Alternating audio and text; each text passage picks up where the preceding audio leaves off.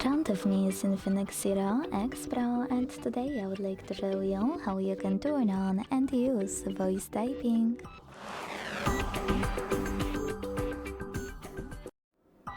Begin by launching your keyboard and tapping on the microphone icon at the top right corner. Then hit allow in the pop-up if you never used it before. Tap on the microphone icon again and start typing. As you can see, voice typing is on. If you want to stop, you can pause or click on the same microphone again. Thanks so much for watching. If you enjoyed this video, leave a like, comment and subscribe. Bye!